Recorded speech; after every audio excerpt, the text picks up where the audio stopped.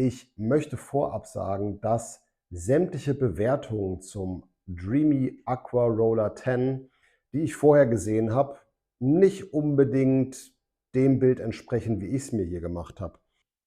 Hallo und herzlich willkommen bei Blickwinkel Reviews, eurem neuen Kanal, wenn es um offene und ehrliche Reviews zu den Themenbereichen Haushalt, Technik, Garten oder Lifestyle geht.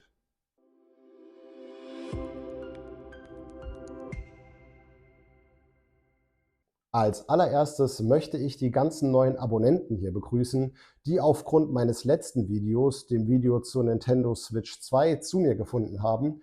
Und ich finde es ganz große Klasse, dass ihr den Abo-Knopf gefunden habt und das Abo geklickt habt. Und ich hoffe, dass euch die nächsten Videos auf diesem Kanal hier genauso interessieren werden. Ja, und heute wird das Ganze ein besonderes Video, weil es wird das erste Video werden, wo wir einen kleinen Zeitsprung machen. Wir haben jetzt heute den Black Friday und ich war einkaufen. Heißt also, das Produkt, das wir uns heute ansehen, das habe ich nicht gesponsert bekommen, sondern da habe ich lange drauf hingespart und nur darauf gewartet, dass endlich diese Black Week kommt, um dann endlich das Geld auszugeben für das Produkt, für das ich lange gespart habe. Und was wir heute Abend machen, ist ein Unboxing und einen ersten Eindruck. Ich werde ein paar kleine Key Facts zu diesem Produkt dann nennen. Und dann wird es einen Zeitsprung innerhalb dieses Videos geben in 2 bis 3 Wochen. Den Zeitraum werde ich dann nutzen, um einen ersten Eindruck zu gewinnen von der Leistung des Produktes. Und das werde ich dann hier in dem Video zusammenschneiden. Das spielt für euch natürlich überhaupt keine Rolle, weil ihr das alles in einem durchsehen könnt. Aber wundert euch bitte nicht, wenn ich vielleicht in 2, 3 Wochen etwas anderes dann anhabe, wenn es zu dem Fazit kommt. Ja, und was habe ich eingekauft? Es steht natürlich hier überall auf dem Titel drauf. Es ist also keine Überraschung, aber ich bin froh, hier links neben mir steht nämlich ein riesengroßes Paket, das ich so gar nicht anheben kann. Ich werde es gleich anheben. Es kam gestern an und mir kribbelt es schon richtig in den Fingern, dieses Paket jetzt auszupacken und vor allem das Ganze aufzubauen. Seitdem ich diesen Kanal habe, irgendwie ist das so eine Art Selbstgeißelung. Ich bestelle Sachen, kaufe Sachen und dann lege ich sie so lange zurück, bis ich hier endlich zu den Aufnahmen komme. Also es ist wirklich eine sehr harte Geduldsprobe für mich. Gut, aber ich würde sagen, lange Rede, kurzer Sinn. Wir gucken uns jetzt diesen Karton hier erstmal an. Dann machen wir ein Unboxing und dann gucken wir uns die einzelnen Teile nochmal an. So, dann hebe ich das gute Stück mal auf den Tisch.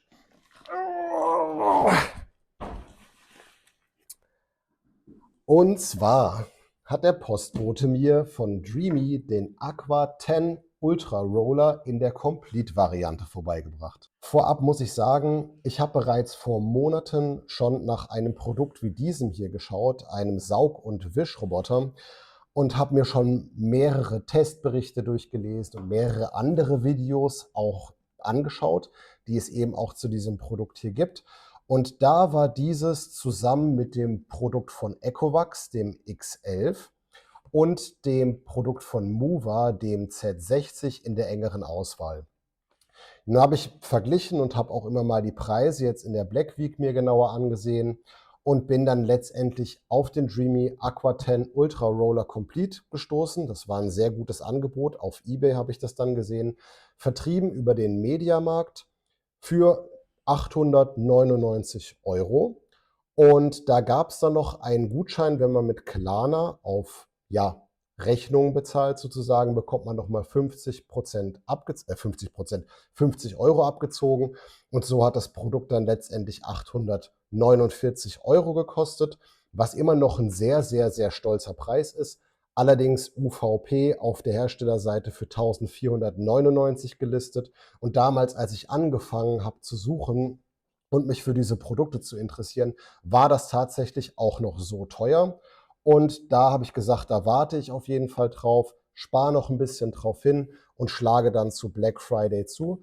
Und ich würde mal so sagen, so Saug- und Wischroboter sind eigentlich mit eines dieser Top-Produkte. Also wenn man sich irgendwas in der Richtung kaufen möchte, dann wartet man am besten wirklich auf so eine Black Week oder auf so einen Black Friday, denn da sind die Produkte wirklich immer sehr schön reduziert. Warum habe ich mich jetzt gegen den Ecovacs X11 entschieden? Mir hat einfach im Laufe der Testberichte, die ich gesehen habe, ist mir einfach aufgefallen, dass der mit der Navigation wohl noch nicht so ganz zurechtkommen soll. Der Mova Z60 hätte noch etwas mehr gekostet, ist zwar relativ ähnlich von der Konstruktion, ich würde fast sagen nahezu 1:1, genauso wie der Dreamy Aqua 10 Ultra Roller. Ich kürze ihn vielleicht für das Video jetzt einfach nur mit Roller ab. Und da das Angebot für den Dreamy einfach jetzt gerade so gut war, habe ich gedacht, dann schlage ich doch auch mal hierfür zu. Ja, ich würde mal sagen, wir gucken uns gerade mal den Karton zusammen an. Wir sehen hier auf diesem Bild, was ich euch jetzt zudrehe, einmal das Gerät, wie es aufgebaut ist. Und das Coole ist bei diesen neuen, ja, bei der neuen Generation von Saug- und Wischrobotern ist, dass sie nicht einfach irgendwie saugen und irgendwie so ein Mikrofasertuch unten dran geklebt bekommen. Dann gab es noch eine weitere Generation, da waren so 2 rotierende Wischmops mit dran und mittlerweile haben diese Geräte eine rotierende Walze, die kontinuierlich gesäubert wird. Also die wird nass gemacht und dann wischt sie sozusagen den Dreck vom Boden auf, nimmt das auf und dann wird die Rolle im Gerät drin wieder gereinigt und das Schmutzwasser im Gerät letztendlich dann drin gesammelt. Was ich total genial finde. Also ich habe, wie gesagt, lange verglichen. Ich habe diese Geräte mit den rotierenden Mops gesehen, aber war mit der ganzen Sache einfach nicht wirklich so glücklich, denn die hätten letztendlich wirklich viel Dreck zwar aufgenommen, aber den dann großflächig im Raum verteilt. Und bei dieser Geschichte hier eben soll das nicht der Fall sein. Hier wird der Dreck dann letztendlich gesammelt und in der Station, wo dann der Staubbehälter geleert wird, wird auch der Schmutzwasserbehälter geleert und mit frischem Wasser wieder aufgefüllt. Und das ist natürlich interessant. Das werden wir dann sehen, wie gut das funktioniert und wie das Wasser dann auch aussieht, wenn der hier mal auf diesem dreckigen Fußboden seine ersten Runden fährt. Weil leider Gottes ist es auch so, dass nicht nur unsere Fenster nicht großartig geputzt werden, sondern wir sind auch einfach wirklich stinkefaul, was es heißt, hier den Boden nass durchzuwischen. Staubsaugen tun wir regelmäßig, aber wir sind einfach beide hier im Haushalt nicht unbedingt diejenigen, die gerne feucht wischen. Gucken wir uns die andere Seite an. Hier sehen wir dann nämlich einmal das Gerät, wie es mit der Station kommt. Es ist ein weißes Gerät mit weißer Station. Hier in dieser Station ist dann Frischwasser, Abwasserbehälter. Hier ist ein kleiner Behälter noch drin für Reinigungslösung und für eine zweite Reinigungslösung, die eben für besondere Duftentfernung ist, wenn man beispielsweise Haustiere hat. Und hier unten fährt dann letztendlich das Gerät rein, um dann Frischwasser neu zu tanken, Abwasser abzugeben, den Staubbeutel, Staubbehälter entleeren zu lassen und eben auch diese Walze nochmal speziell reinigen zu lassen. Dreamy sagt, in dieser Reinigungsstation hier kann diese Walze bei bis zu 100 Grad nochmal zusätzlich gereinigt werden. Manche Testberichter zweifeln das an. Ich möchte das jetzt erstmal nicht anzweifeln. Mir ist es einfach nur persönlich wichtig, fängt diese Walze irgendwann einfach an zu riechen oder wird die wirklich gut drin gereinigt in dieser Station? Genau, hier haben wir es nämlich nochmal. Hier unten ist es dargestellt, ja, diese Walzenreinigung bei 100 Grad Celsius. Ja, hier sind so natürlich wunderbar schöne Marketingbegriffe auch mit abgebildet. Ich lese es mal hier oben eben vor. Da steht einmal Aqua Roll Mopping, ja, also das ist dann diese Wischwalze, die hier oben steht.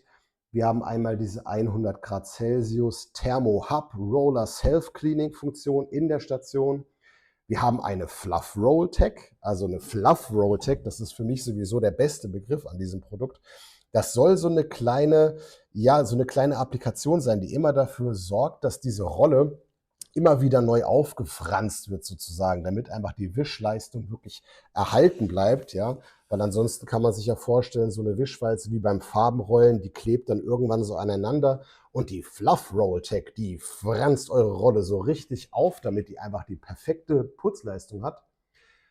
Was hat es noch? Ein Upgraded Pro Leap System. Also dieses Gerät kann stufenweise über 4 Zentimeter klettern. Also das ist natürlich wunderbar, weil wir hier überall auch so Schwingstühle haben. Das heißt, da kann der dann wunderbar über diese Metallstangen drüber klettern.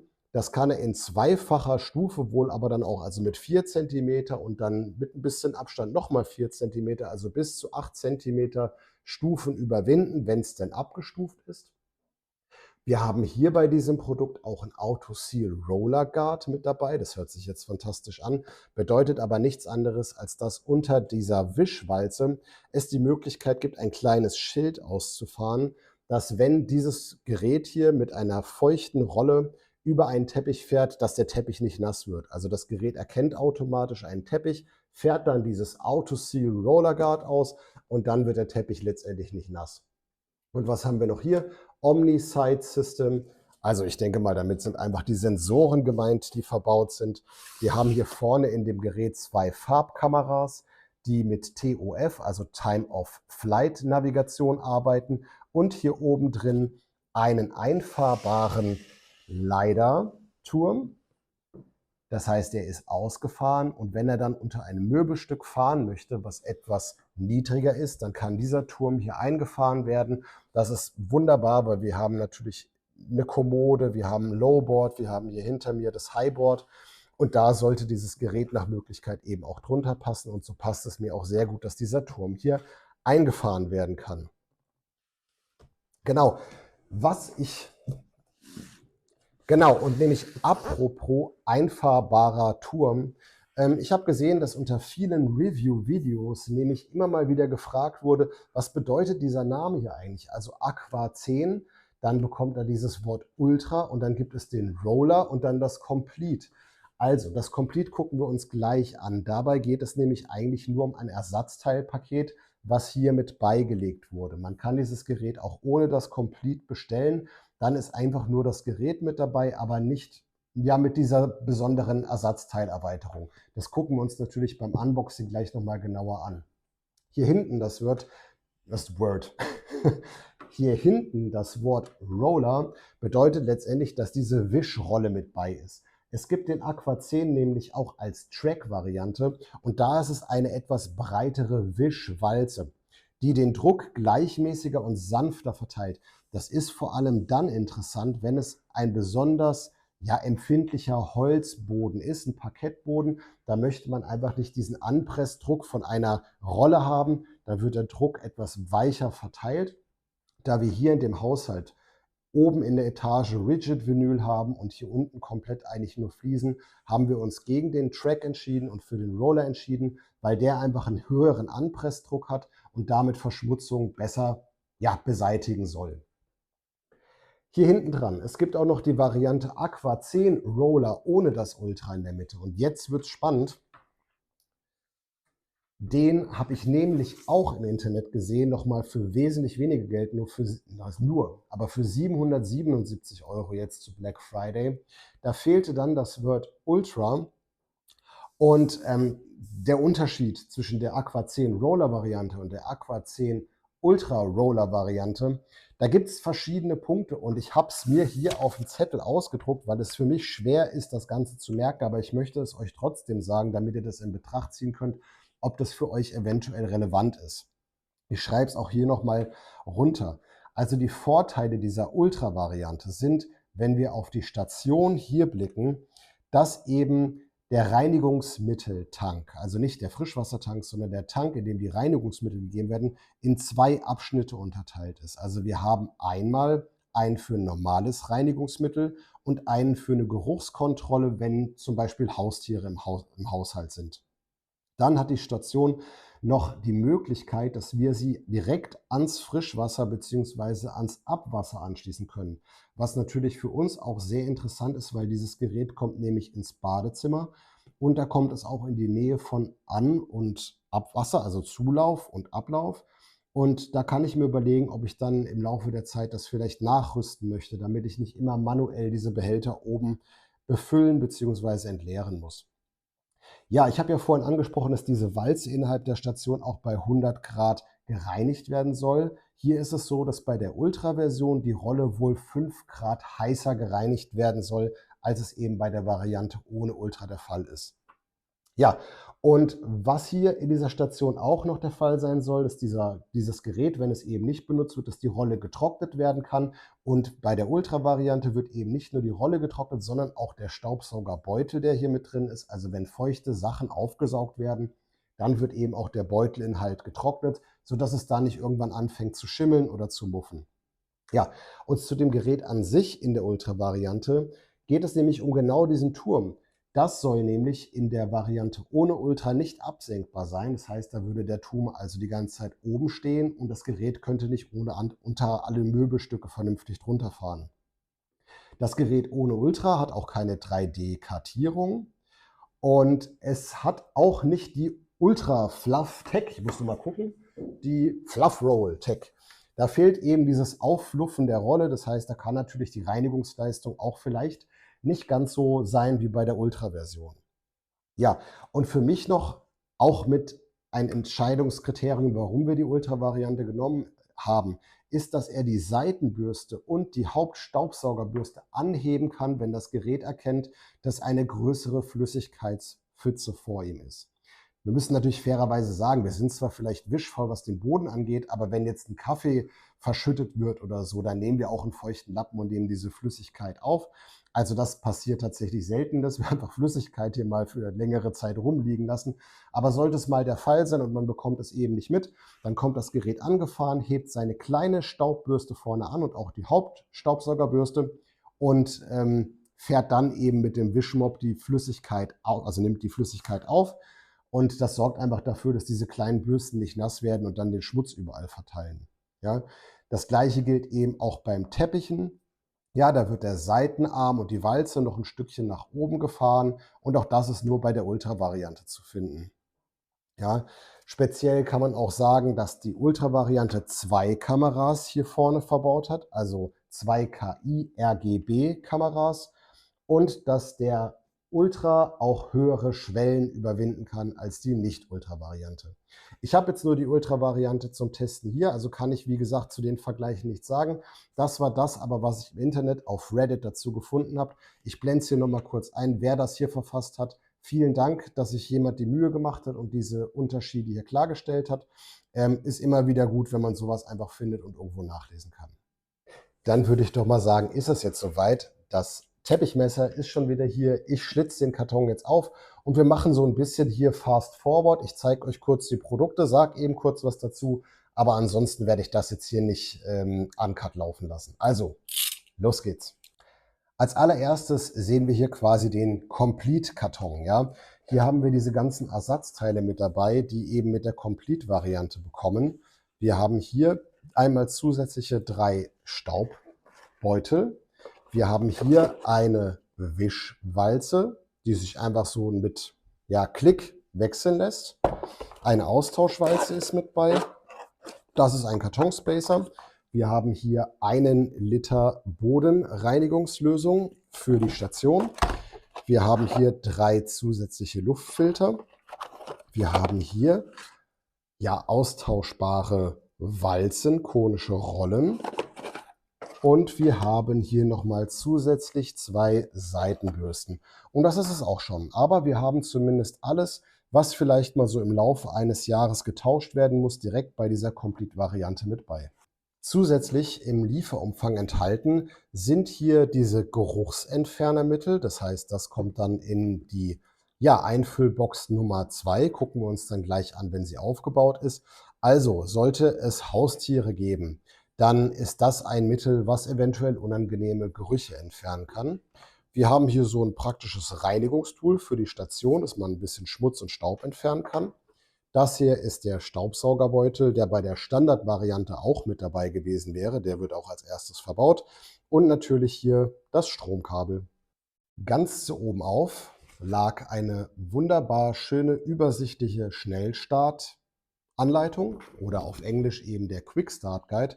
Und hier ist wirklich wunderschön bebildert, wie das aufzubauen ist, die Station und wie das Gerät aufzubauen ist und wie das einzurichten ist, auch wo man die App findet und wie man die App einrichtet. Damit werde ich auch arbeiten. Aber der Hersteller hat natürlich auch alles umfangreich mit beigelegt. Ja, also nochmal hier wesentlich umfangreicher Bebilderungsschritte, wie sind welche Wartungsschritte durchzuführen. Und für alle, die das dann gerne auch nochmal nachlesen möchten in verschiedenen Sprachen, gibt es hier ein umfassendes Werk von über 200 Seiten. Werde ich vielleicht mal auf der Toilette liegen lassen und hier oder da, wenn ich mal ein bisschen Zeit habe, drin stöbern. Aber jetzt kommen wir hier zu dem Hauptkarton. Das ist zumindest der schwerste. Das hier sieht mir aus wie so ein Einlageboden für die Station, wo das Gerät dann reinfahren kann. Und hier befindet sich jetzt auch endlich das Gerät. Und ich muss sagen, auf den ersten Blick kommt er mir kleiner vor, als ich ihn erwartet hätte. Ich dachte, der wäre schon noch ein bisschen größer. Und hier ist jetzt also das Gerät, der Aqua 10 Ultra Roller von Dreamy. Und ich muss sagen, bis jetzt also hat Dreamy wirklich überhaupt nicht an Karton gespart. Das kommt wirklich richtig passgenau verpackt. Hier war auch gerade eben noch so für den Bumper ein kleiner Schutz mit drin, dass das einfach während des Transportes nicht großartig irgendwo anstößt, unnötig. Und jetzt gucken wir mal hier drunter. Ja, wir sehen hier die kleine ausfahrbare Staubbürste, die anhebbar ist. Wir sehen hier die 2 konisch zulaufenden Rollen, die für den Staubsauger, für die Staubaufnahme da sind. Und sie laufen konisch zu, weil sich hier wirklich überhaupt keine langen Haare drin verfangen sollen, sondern die werden einfach da bis zum Rand gearbeitet und dann aufgesaugt, was laut der meisten Testberichte auch wirklich sehr, sehr gut funktionieren soll. Und hier sehen wir dann diese Rolle, ja, die nass gemacht wird und dann im Betrieb permanent immer wieder sauber gespült wird. Auch diese Rolle, wie gesagt, soll hochgefahren werden, wenn das Gerät auf einen Teppich fährt und zusätzlich mit einem kleinen Schild geschützt werden. Und hier hinten dran befindet sich dann auch noch die Fluff-Tech-Rolle, die sozusagen immer wieder dafür sorgt, dass diese Rolle vorne schön flauschig bleibt. Hier ist der LiDAR-Turm, der jetzt gerade eingefahren ist in dem Zustand. Und hier vorne die beiden Kameras mit den TOF-Sensoren, dass das Gerät vernünftig weiß, wo es sich denn im Raum überhaupt bewegt. Und hier befindet sich jetzt die Station, in die das Gerät dann rückwärts reinfahren kann, um wie gesagt den Staubbehälter entleeren zu lassen, das Abwasser entleeren zu lassen, frisches Wasser aufzunehmen und um die Rolle in dem Gerät nochmal reinigen zu lassen. Schon mal mein erster Eindruck, das ist wirklich sehr stabiler Kunststoff. Also hier wackelt nichts, genauso wie bei dem Hauptgerät an sich. Das macht alles wirklich einen sehr, sehr robusten und festen Eindruck, was hier geliefert wird. Ich bin erstmal total begeistert. Wir bauen jetzt das ganze System hier im Badezimmer auf und dann gucken wir uns gleich nochmal die Station mit allen Klappen und so weiter im Detail nochmal genauer an. Da steht er nun also, der Roller, und ist gerade zum ersten Mal zum Aufladen in seiner Station drin. Wir sehen hier den leuchtenden LiDAR-Turm, der hier eingefahren ist. Und jetzt gucken wir uns doch mal diese schöne Station hier an. Wir haben sie ja gerade eben nur in der Übersicht gehabt. Hier unten sind ein paar Pfeile, die andeuten, dass man das hier öffnen kann. Und hier hinter sehen wir dann auch unseren Staubsaugerbeutel mit dieser Belüftungsöffnung zum Trocknen auch des Staubsaugerbeutelinhaltes, wie gesagt, damit es nicht anfängt zu muffen. Und hier sehen wir die Vorratsbehälter für die Reinigungslösung A und die Geruchsentfernerlösung B. Alles wunderbar verarbeitet, also das greift alles richtig schön ineinander. Kann man gut und leicht einsetzen, ohne dass hier irgendwas klappert. Hier sehen wir einmal einen Indikator, dass da Strom drauf ist auf der Ladestation. Und hier oben dran sehen wir die Klappe. Hier sehen wir noch ein Klebchen, das ich noch entfernen muss. Und wir sehen die großen Behälter einmal für frisches Wasser. Hier habe ich jetzt frisches Wasser eingefüllt. Und das hier ist dann der Behälter, in dem später mal die Drecksbrühe drin landen wird. Keine Sorge, wir gucken uns das natürlich dann gemeinsam an, wenn dieser Behälter das erste Mal entleert werden muss. Und dann schauen wir doch mal, wie viel Dreck dieser Roller hier tatsächlich bei uns im Haushalt entfernt bekommt. Das Einrichten über die App war wirklich sehr einfach. Also ich habe selten ein neues Produkt mit dem Netzwerk hinzugefügt, das so problemlos geklappt hat. Es spricht auf Englisch mit mir. Das heißt also, man sollte schon zumindest Grundverständnis für Englisch mitbringen. Ich habe es jetzt in in der App noch nicht auf Deutsch umstellen können. Ich bin mir aber sicher, dass das geht. Aber ansonsten war das wirklich butterweich. Jetzt lassen wir das Gerät erstmal in Ruhe laden und spielen ein bisschen mit der App rum. Und dann werden wir das Gerät mal ja, in den nächsten Wochen hier beobachten, wie es durch unseren Haushalt fährt. Und dann nehme ich euch natürlich mit und schneide es dann hier entsprechend zusammen. Und dann machen wir ein gemeinsames Fazit zu diesem Produkt. Der erste Durchlauf ist nun durch. Also er hat einmal die Fläche jetzt komplett gewischt und wir haben wirklich lange nicht mehr gewischt. Also gucken wir mal hier rein in unseren Schmutzwasserbehälter, der natürlich vorzugsweise schön in Grau gehalten ist. Oh Gott, aber man sieht jetzt schon, was das da für eine Plörre ist. Also ich muss wirklich sagen, das Gerät holt hier definitiv einiges an Schmutz raus, wenn man sich mal überlegt, was da alles auf unserem Boden war. Und jetzt zeigt sich auch, wie praktisch das ist, wenn man nämlich hier direkt ein Waschbecken nebendran hat. Den Kanister spüle ich jetzt auch wieder aus und dann kommt er wieder zurück ins Gerät. 2 Monate später, also aus den versprochenen 1, 2, 3 Wochen, das Produkt hier zu testen, den Aqua Roller 10 von Dreamy, sind tatsächlich jetzt über Weihnachten und Neujahr 2 Monate geworden. Woran hat es gelegen? Es hat einerseits daran gelegen, dass ich gemerkt habe, dass ich wesentlich mehr Zeit mit diesem Produkt benötige, um mir einfach ein umfassendes Bild zu machen über alle Vorteile, die dieses Produkt hat, aber auch über die Nachteile, die dieses Produkt meiner Meinung nach mit sich bringt. Und ich habe hier ein schlaues Buch extra vor mir liegen, weil ich einfach Angst habe, dass ich einen dieser wichtigen Punkte vielleicht vergessen könnte. Sind jetzt tatsächlich aus 1, 2 Wochen sind 1, 2 Monate geworden. Also gekauft habe ich diesen Aqua Roller, wir erinnern uns, beziehungsweise erinnern uns, ihr habt es ja gerade eben erst gesehen, am Black Friday, und jetzt ist es Anfang Februar, heißt, wo ich jetzt diese Aufnahmen mache.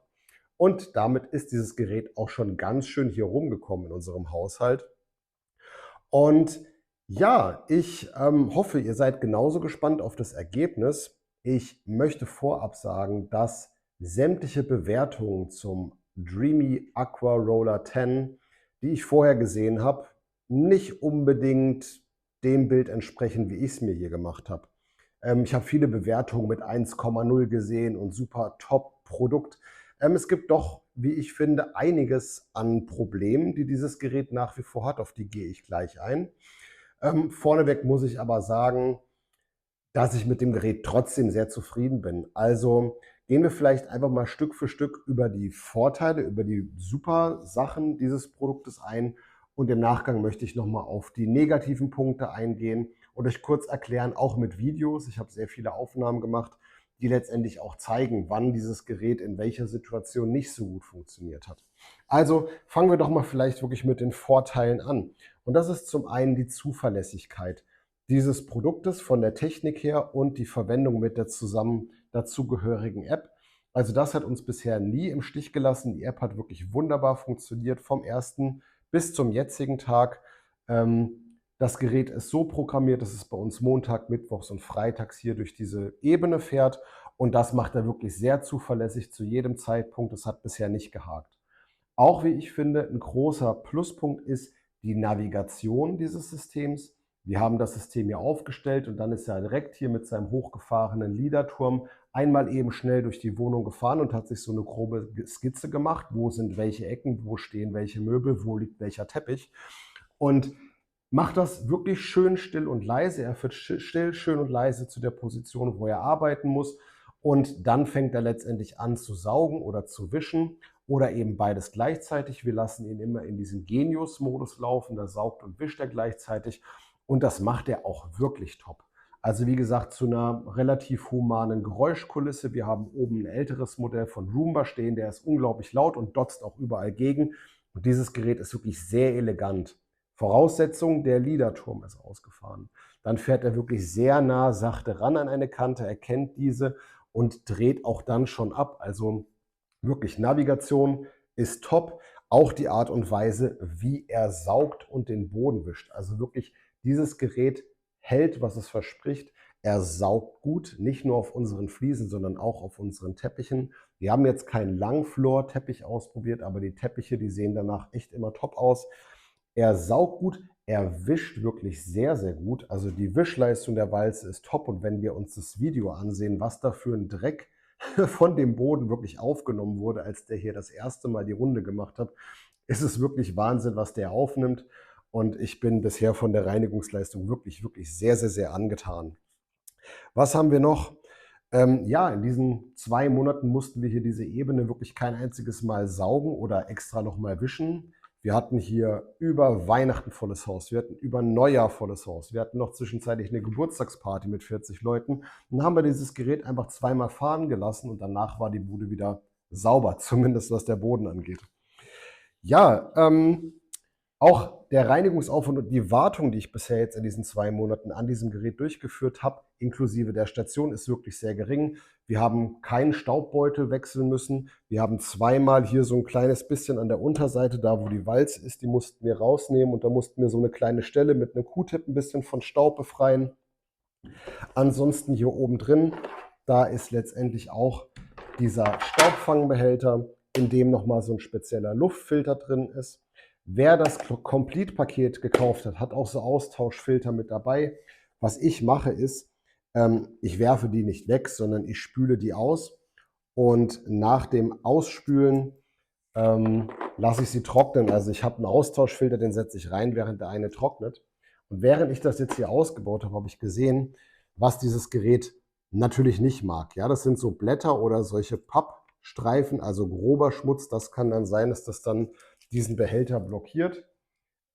Entsprechend einfach mit offenen Augen trotzdem durch die Wohnung laufen und schauen, dass man sowas eben per Hand aufhebt, weil das kann sein, dass es das Gerät dann letztendlich in der Bearbeitung stört. Ich habe auch einen kleinen Test gemacht, beziehungsweise die Kinder, die hier zu Besuch waren, die wollten das sehen. Die wollten nämlich unseren Aqua 10 Roller, der von den Kindern den Namen Kelly bekommen hat, seitdem heißt er bei uns auch Kelly, nämlich sehen, wie er Haferflocken isst. Und so haben wir bei uns hier im Badezimmer mal eben auf den Fliesen Haferflocken ausgebracht. Und auch diesen Test hat dieses Gerät sehr gut bestanden. Hier und da sind 1, 2, 3 Haferflocken nicht ganz mit aufgesaugt worden, aber insgesamt doch von der Saugleistung her hat er auch direkt erkannt, da ist eine stärkere Verschmutzung und ist dann nochmal ein spezielles Programm gefahren. Also was das angeht, ist das Gerät wirklich top. Ja, und jetzt kommen wir zu den Downsides, zu den Kontras, die dieses Gerät hier mit sich bringt. Und das ist, ja, wie bei den meisten Staubsaugerrobotern, ich gehe davon aus, dass es auch einfach bei anderen Herstellern genauso ist, sind natürlich diese Art von Stuhlbeinen hier, diese Art von Schwingstühle, oder wir haben hier auch an der Küche einfach so Barhocker mit 4 Beinen, die jetzt einfach nicht in besonders großen Abstand zueinander angebracht sind. Damit hat natürlich dieses Gerät ein Problem, heißt, er muss immer wieder drum herumfahren oder viel klettern und das vermindert einfach extrem die Effizienz, was dazu geführt hat, dass ich einfach montags, mittwochs und freitags, kurz bevor dieses Gerät eben loslegt, einmal hier eine Runde durch die Wohnung mache. Das dauert dann 2, 3 Minuten. Ich stelle die Stühle hier auf den Tisch oder hebe auch diese Vorhänge letztendlich hoch, damit das Gerät einfach wirklich so effizient arbeiten kann. Denn am effizientesten ist es wirklich auf einer großen und freien Fläche. Was ich noch festgestellt habe, ist, dass dieses Gerät, kommt er zu einem Teppich, hat er die Möglichkeit, sein Chassis nach oben zu fahren. Ja? Und das klappt bei den großen und schweren Teppichen auch.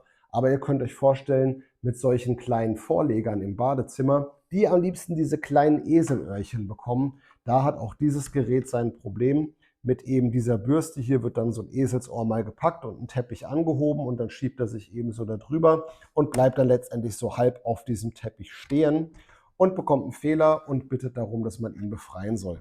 Also auch diese kleinen Badvorlegerteppiche, wenn die wirklich plan liegen, ist es überhaupt kein Problem. Wenn sie Eselohren haben, müsst ihr gucken, ob ihr die wegbekommt oder ansonsten halt diese Vorleger einfach auskloppen, irgendwo drüber hängen und dann das Gerät seine Arbeit machen lassen.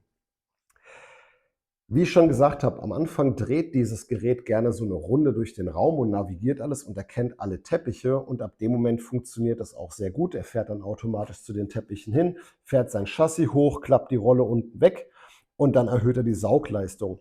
Was mir jetzt aufgefallen ist, dass wenn ich dann einfach mal einen Teppich entferne, sei es jetzt die Badvorleger oder hier so ein Teppich, der hier bei dem Ausgang hier liegt, erkennt er das nicht. Er hat zwar Sensoren, die erkennen sollten, dass der Teppich weggenommen wurde und dann nicht in diesen Modus gehen und die Saugleistung hochfahren. Nein, er fährt einfach, obwohl kein Teppich da ist, sein Programm ab und erst bei der nächsten Runde wieder merkt er, ach ja, da war ja kein Teppich. Ist aber dann auch egal, ob ich einen Teppich mittlerweile dann wieder hingelegt habe. Also da kommt dieses Gerät dann von der Programmierung durcheinander. Ich weiß nicht, ob das irgendwie eine Entwicklung von den Technikern ist, dass die sagen, er spart dann einfach ein bisschen Energie, anstatt halt permanent diese Sensorik zu machen. Das stört mich allerdings, weil ich einfach finde, dann ist er nicht flexibel genug und braucht dann einfach nochmal einen speziellen Lauf, um dann wirklich zu erkennen, okay, heute ist ein Teppich da, heute ist kein Teppich da. Das ist einfach noch nicht ganz ausgereift. Jetzt muss ich hier schauen, genau, ein Kratzen und Schleifen an unseren Fliesen. Also ihr seht ja auf unseren Videos, wir haben hier vereinzelt wirklich so länglich gezogene Fliesen und wir haben einen sehr guten Fliesenleger gehabt. Allerdings haben die einfach dann doch kleine Unterschiede in der Höhe oder sind vielleicht leicht angewinkelt. Und dieses Gerät ist wirklich so nah am Boden unterwegs, dass das teilweise zu einem Schleifen und Kratzen führt, was einfach ein sehr unangenehmes Geräusch ist. Und da würde ich mir wünschen, dass die bei der Entwicklung der Geräte vielleicht noch ein bisschen darauf achten, dass eben solche Unterschiede im Boden stattfinden können und nicht jeder einen wirklich super spiegelglatten Vinylboden verlegt bekommt. Ja, hin und wieder hinterlässt dieses Gerät auch mal ein Tröpfchen. Das stört uns jetzt hier nicht, weil hier auf dieser Ebene haben wir wirklich nur Fliesen und so ein Tropfen ist eben auch mal schnell aufgenommen. Aber für Haushälter, die wirklich einen empfindlichen Parkettboden haben, da müsste man natürlich noch mal schauen, inwiefern diese Tröpfchenbildung vielleicht für den Boden irgendwie aber auch schädlich sein könnte. Jetzt kommen wir zu den noch größeren Problemen, wie ich finde. Und zwar haben wir natürlich auch ein paar Schränke. Hier hinter uns ist einer oder das Lowboard beim Fernseher oder eben aber auch ein Sideboard, was noch in einem anderen Zimmer ist, die sehr niedrig sind. Und dieses Gerät hat bei diesen Situationen die Möglichkeit, den LIDAR-Turm abzusenken, um dann wirklich unter diese schmalen Bereiche zu fahren. Und was ich festgestellt habe, ist, dass dieses Gerät wirklich Probleme damit bekommt mit der Navigation. Da reichen diese Frontalkameras teilweise nicht aus. Das Gerät weiß dann, also es wirkt auf mich so, als wüsste er für den Moment nicht, wo er ist, dreht sich herum, fährt immer mal wieder auch gegen ja, eine Stütze von so einem Regal. Das gefällt mir wirklich nicht. Da müsste man noch ein bisschen mehr von der Programmierung drauf eingehen. Verursacht, hier habe ich mir notiert, verursacht niedrige Hindernisse zum Klettern. Niedrige Hindernisse können natürlich diese Stuhlbeine hier sein. Es kann natürlich aber auch, und hier blende ich einen Videoclip ein, unser Treppengeländer sein, was nämlich eine relativ niedrige Sprosse hat und was das Gerät einmal, das habe ich gesehen, konnte ich aber leider nicht aufnehmen, dazu veranlasst hat, seine Klappmechanismen auszufahren und auf diese Kante der Treppe zuzufahren. Und ich habe in dem Moment wirklich richtig, richtig Angst bekommen, dass das Gerät einfach dann diese Stufe überfährt und dann die Treppe runterfällt, was zum Glück nicht passiert ist, denn das Gerät hat dann doch mit den Sensoren erkannt, dass da nichts ist. Also in dem Moment habe ich schon gedacht, okay, das wird ein Garantiefall. Aber mit genau diesen niedrigen Hindernissen kann es einfach mal zu Problemen kommen. Ich habe das Gefühl, er schaltet dann einfach irgendwie ab und versucht erstmal zu klettern. Alles, was es machen möchte, ist klettern, ganz egal, was dahinter für ein Bereich ist. Da habe ich, wie gesagt, bei der Treppe diese Situation gehabt, er wollte drüber klettern, er wäre fast runtergefallen, wenn er es nicht erkannt hätte. Aber auch im Büro habe ich einfach von meinem Schreibtisch so Standbeine, die versucht er zu überklettern und 10 Zentimeter dahinter steht ein Schrank, ein Sekretär, gegen den er dann dotzt. Also er versucht über den Standfuß drüber zu klettern und dotzt einfach dann gegen den Sekretär, merkt, er kommt nicht weiter und geht dann erstmal auf Störung, beziehungsweise dreht er sich dann da rum und versucht irgendwie einen Weg zu finden. Also auch hier wieder eindeutig eine Schwachstelle in der Programmierung. Und jetzt kommen wir nochmal zu einem Punkt, der mich wirklich wahnsinnig gemacht hat. Und ich blende hier den Clip ein, denn natürlich wollte ich wie alle anderen auch mal einen Test machen. Was passiert denn, wenn da eine Pfütze ist? Und liebe Leute, macht es mir nicht nach mit dem Dreamy Aqua Roller 10, dass ihr da was anderes außer Wasser für so einen Test verwendet. Ich dachte mir, medienwirksam ist es clever, eine Tasse Kaffee da auszuleeren. Ja, und was ist passiert? Er ist einfach volle Kanne durchgebrettert mit Saugmodus. Er hat weder diese Seitendüse wie versprochen hier angehoben, noch hat er seine Saugeinheit hochgehoben, um alles aufzuwischen. Nein, er ist volle Lotte da durchmarschiert, hat die komplette Saugeinheit voll mit Kaffee gehabt, hat die komplette Rolle voll mit Kaffee gehabt, hat eigentlich alles voll mit Kaffee gehabt und ist dann mit tropfender Einheit und mit einer dicken Kaffeespur zurück zu seiner Station gefahren, um dort seine Station wahnsinnig dreckig zu machen. Das Ganze habe ich dann nochmal mit verschiedensten Einstellungen in der Software probiert. Mit dem Resultat, dass ich es dann nicht mit Kaffee versucht habe, sondern mit Wasser. Und er ist trotzdem wieder durchgebrettert. Also habe ich natürlich auch dann den Support von Dreamy angeschrieben, weil natürlich dieses Gerät damit beworben wird, dass er Pfützen erkennt und diese entsprechend auch richtig aufnimmt. Denn es ist nicht immer nur Kaffee oder eben auch Wasser, denn es kann natürlich auch sein, dass ihr ein Haustier habt und dieses Haustier vielleicht sich dann doch mal notdürftig irgendwie entleeren musste. Dann fährt dieses Gerät mit der Saugeinheit und mit allen Komponenten dadurch diese Pfütze durch. Und das ist, wie gesagt, etwas, was mir wirklich hart sauer aufgestoßen ist, wo ich den Support angeschrieben habe. Und naja, was soll ich sagen? Was ist passiert? Es ist natürlich ein Support, der im Ausland sitzt und ihr könnt euch auch vorstellen, in welchem Land. Und da wird dann ganz schnell gesagt, ja, vielen Dank für Ihr Feedback und wir werden es in die Entwicklungsabteilung abgeben und ob ich nicht ganz gerne dann einen Gutschein für den Dreamy eigenen Shop akzeptieren möchte. Ja, Ist nicht ganz so zufriedenstellend. Ich hätte mir gewünscht, dass direkt darauf eingegangen worden wäre, mir eine Lösung aufgezeigt worden wäre, wie ich eventuell etwas in der App umprogrammieren kann oder dass sie mir sagen, wir werden das sofort prüfen, und dass ich nicht einfach mit einem Gutschein abgespeist werde. Zumal ich jetzt ehrlich gesagt auch nicht weiß, wie ich den Gutschein jetzt im Dreamy Shop vernünftig anwende, denn Ersatzmaterial für dieses Gerät habe ich dort nicht gefunden. Und ehrlich gesagt bin ich noch hart am Überlegen, ob ich in der nächsten Zeit mir noch mal ein Produkt von Dreamy direkt kaufen würde.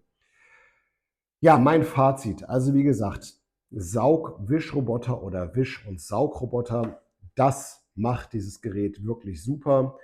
Es gibt viele, viele Abzüge von mir im Bereich der Software. Da muss noch einiges nachprogrammiert werden und ich hoffe sehr, dass da an dieser Firmware noch einige Updates gemacht werden, die das Gerät zuverlässiger machen. Alles in allem würde ich dem Gerät vielleicht so eine 2 bis 3 geben, einfach weil es gut die Aufgabe macht, saugen und wischen, aber weil es letztendlich nur befriedigend im Bereich der Navigation und der Software für mich ist. Ganz zum Schluss, jetzt habe ich natürlich wieder viel geredet und ihr habt viele Videos auch gesehen dazu, würde mich eure ehrliche Meinung zu diesem Produkt interessieren. Ihr müsst selber wissen, ob ihr bereit seid, 900 bis 1000 Euro für dieses Gerät auszugeben. Meiner Meinung nach, und das ist meine ehrliche und persönliche Meinung, finde ich, für die Leistung, die das Produkt hier abliefert, finde ich 900 bis 1000 Euro zu teuer. Ja, denn da muss noch einiges mehr gemacht werden, einiges mehr an der Entwicklung, an der Softwareentwicklung passieren, weil ich so ein bisschen das Gefühl habe, dass die Entwicklung hier auf Kosten des Kunden stattfindet. Und für ein Gerät, was wirklich 1000 Euro kostet, das muss funktionieren, ja. Und da darf nicht so was passieren, dass etwas versprochen wird, was dann letztendlich nicht eingehalten wird. Ja, lasst mich doch bitte eure Kommentare hier unten wissen, was ihr von dem Produkt haltet.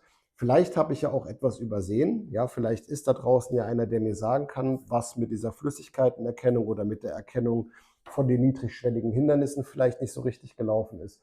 Würde mich wirklich sehr interessieren und natürlich würde es mir auch sehr gefallen, wenn euch Videos dieser Art gefallen, was auch jetzt sehr umfangreich gewesen ist, dass ihr dem Kanal ein Abo und dem Video ein Like hinterlasst, würde mich sehr freuen. Und ansonsten bleibt mir nicht weniger zu sagen als: Leute, hat mir viel Spaß gemacht für euch das Video aufzunehmen und ich hoffe, ihr seid bei den nächsten Videos mit dabei.